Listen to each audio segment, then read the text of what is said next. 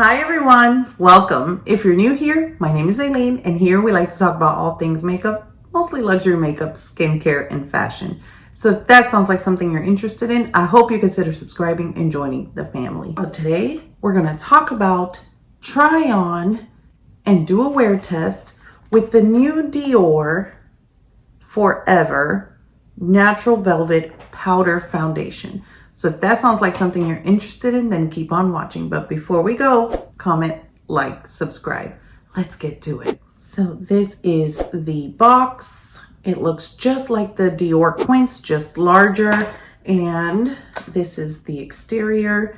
And for size reference, this is one of the Quince. You will see here it's slightly larger. I did pick up shade 3N and it looks like so. Foundation on one side and the little sponge applicator on the other with a very decent size mirror. This does retail for $60. It does have a 12-month shelf life and it does have 10 grams of product and 0.35 ounces. And it says on here that it's refillable. However, I've looked online and I don't see the refills. So where this retails for $60, I would guesstimate that the refills would be between $40 and $45. That's just me guessing. I'm not sure. They're not available yet. I haven't seen them out yet.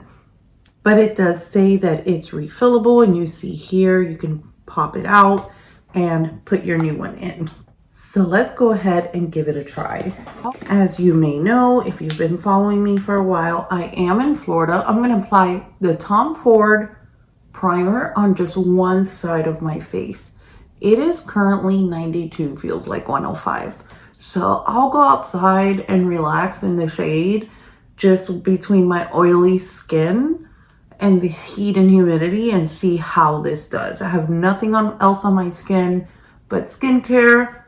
And I did place the Tom Ford Traceless Matte on this side of my face.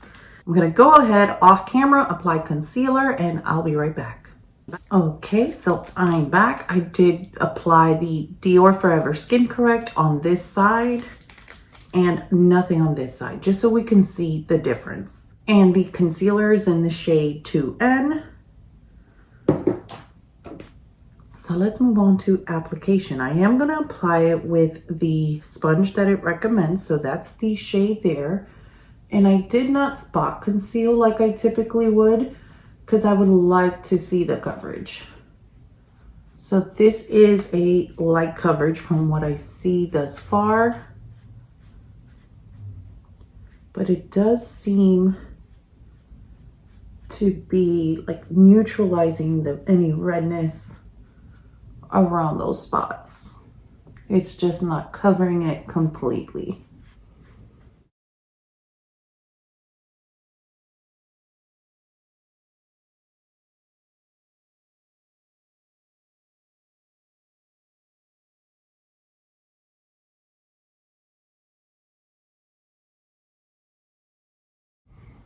Okay, so here we are. You can see I've applied it on this side of my face where I have the concealer.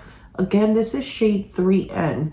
Due to the summer and the fact that I've gotten some sun, I do feel it's a tinge light, but not too much, as you can see there. And I can definitely bronze up and bring some color back to my face.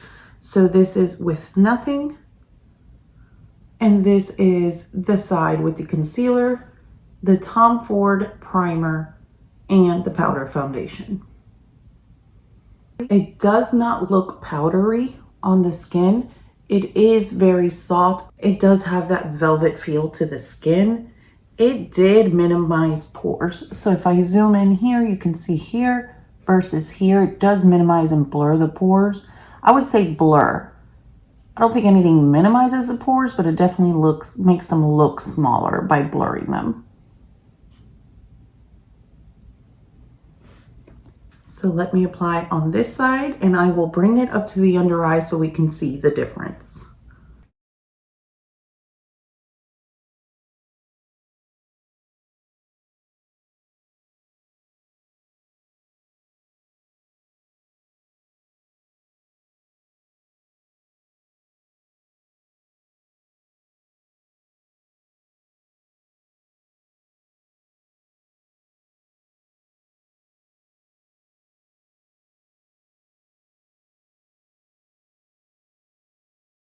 Okay, so here we are, both sides.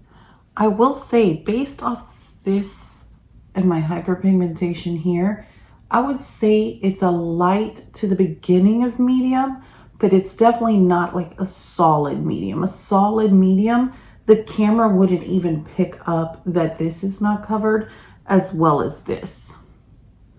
But it did even out the skin tone nicely. It doesn't look powdery on the skin. It doesn't feel uncomfortable on the skin. I can almost say that I feel would be beautiful. Like if you really want that light coverage, and I'll have to give it a try, and that light natural feel, but you want to mattify or you want just additional coverage, the Dior Air Flash with setting it with this powder, I bet would be beautiful, but don't hold me to it because I would have to try them together. So let me know if you're interested in that. But it does look beautiful. It doesn't seem to be settling, but I just applied it. It's very natural, but as far as how the skin looks. But even on this side where I did not apply a mattifying primer, it's just as matte. I don't see any luminosity coming through. It's just as equally like a soft matte, but I can almost say probably flat. Like it looks flat. It just looks, you have something on, your skin is even, but there's no glow to it. I'm okay with that because I'm one that likes to apply the glow, but we'll see how it wears. I will wear this as long as possible and I'll follow up. I will come back, see how my makeup played with all of this and keep you updated. Okay, I'm back. All of my makeup is done except my highlighter. I will have everything that I have on down in the description box. Now I came on to apply the highlighter because I want to apply a cream highlighter over this powder and just see if it picks it up and how it plays with it. So I'm just going to apply it and then take a closer look. I am using the viewfinder to apply this. And then we will see if it lifted it up. All the other products I did use were powder, except for the concealer that I applied prior to. So let's take a closer look. It did not pick up the foundation. And this is the Westman Atelier in the shade Lit. It doesn't seem to have picked it up on either side. What I'm gonna do is put setting spray on half of my face. So I will just grab this little notepad I have here and block this side of my face. I'm going to use the Charlotte Tilbury setting spray. I'm just going to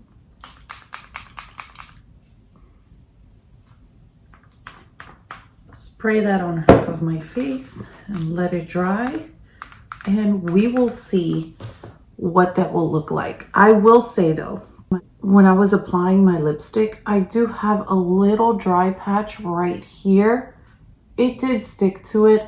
I flaked it off and it came off. And then I have a healing blemish right on the edge of my lip and it does stick to it. It's a powder. If you have dry skin or you have dry patches often due to blemishes that are healing or acne, I probably would not recommend this at all.